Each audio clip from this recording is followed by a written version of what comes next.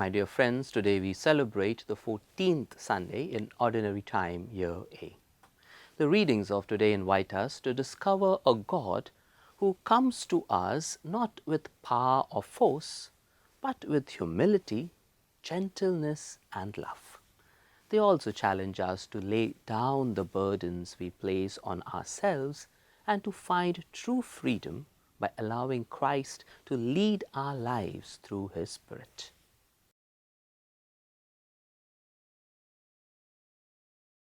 The prophet Zechariah ministered to the people of Judah after they returned from exile in Babylon.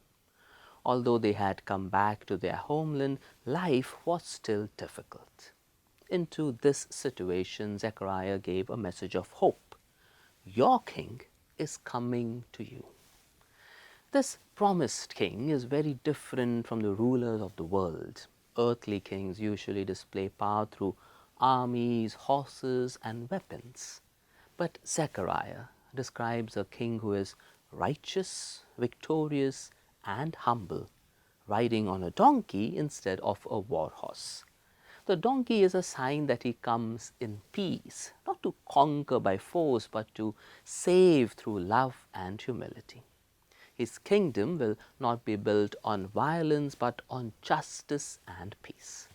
He will remove the weapons of war and proclaim peace not only to Israel, but to all nations. His reign will extend from sea to sea, showing the universal reach of God's kingdom.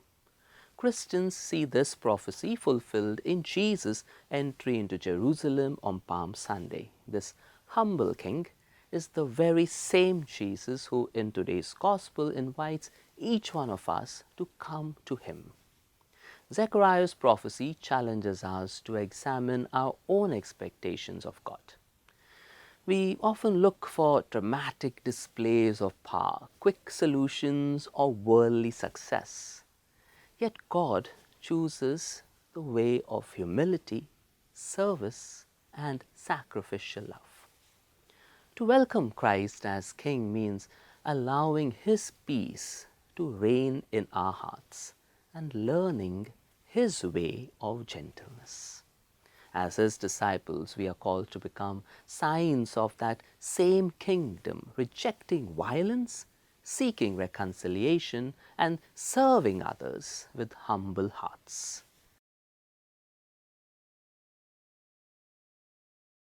If Zechariah shows us the kind of king God sends, St. Paul in the letter to the Romans tells us how we are able to follow this king, not by our own strength, but by the power of the Holy Spirit. He reminds Christians that they are no longer meant to live according to the flesh, but according to the Spirit of God. Here the word flesh does not simply mean a physical body, rather it refers to a way of life that is centered on selfish desires, sin, and living apart from God. In contrast, living by the Spirit means allowing the Holy Spirit to guide our thoughts, choices, and actions. Paul says that those who belong to Christ have the Spirit of God dwelling within them. This is one of the greatest gifts of the Christian life. The same Holy Spirit who raised Jesus from the dead now lives in every believer. Just as God raised Christ to new life, He is also at work in us, giving us the strength to overcome sin, grow in holiness, and live with hope. This new life is not something we achieve by our own efforts, but is God's gift, received through faith and nurtured by daily cooperation with His grace. Paul also reminds us that we have a choice. We can continue to follow our selfish desires, which lead to spiritual death, or we can allow the Spirit to help us put to death sinful habits and attitudes. This is not about earning God's love, but about responding to the new life He has already given us. This passage invites us to ask ourselves, who is guiding my life? Are my decisions shaped by selfishness, pride, and comfort, or by the Holy Spirit's call to love, forgive, and serve. Every day, the Spirit gently leads us closer to Christ. When we listen to His voice and cooperate with His grace, we experience the true freedom and abundant life that God desires for all His children.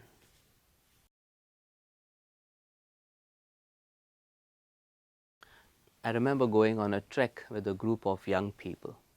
Wanting to be prepared, I carried not one but 3 bottles of water in my backpack. It seemed like a wise decision at the start, but as the climb became steeper, I realized that the extra weight was slowing me down. Every step became harder.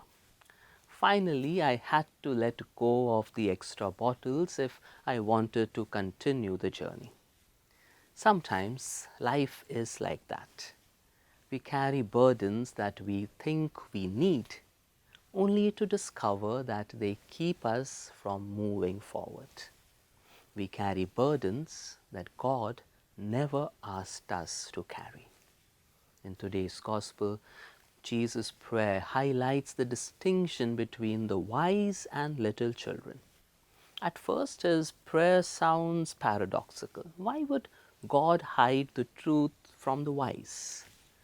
Jesus is not condemning intelligence or learning. Rather, he is speaking about those who are so confident in their own knowledge that they leave no room for God.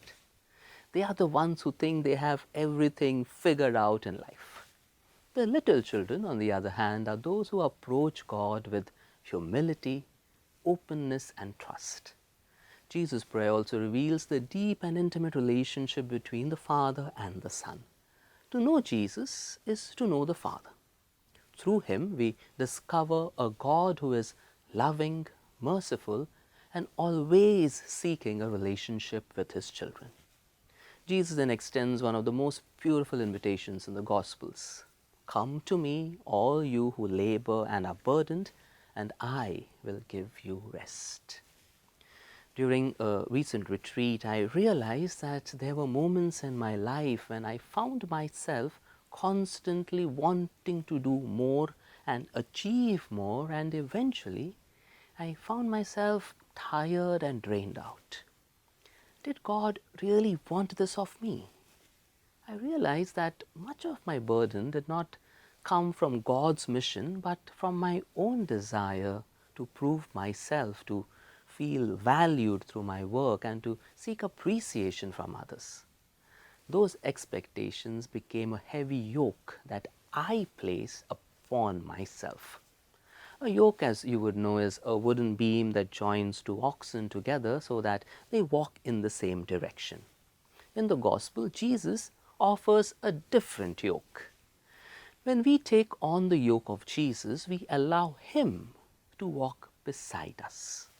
His yoke is light, not because discipleship is easy, but because we are no longer alone.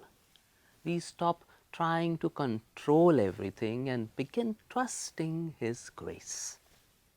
Some of us carry the burden of always having to be successful. Some carry the burden of pretending everything is fine. Some carry resentment from something that happened years ago. These burdens are far heavier than the yoke Christ asks us to bear.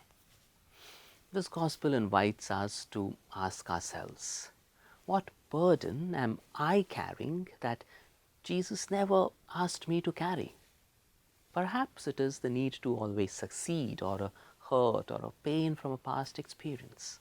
When we surrender our self-made burdens and walk with Christ, we discover the rest that our hearts have been searching for all along. The king who rides a donkey is not asking us to prove ourselves. He simply says, "Come to me." If we dare to let go of the burdens we have chosen for ourselves, we will discover that His yoke is lighter than ours and that the rest He promises is real. As disciples, we are called not only to welcome this King, but also to imitate his humility, choosing peace over power and service over status. May God bless us all.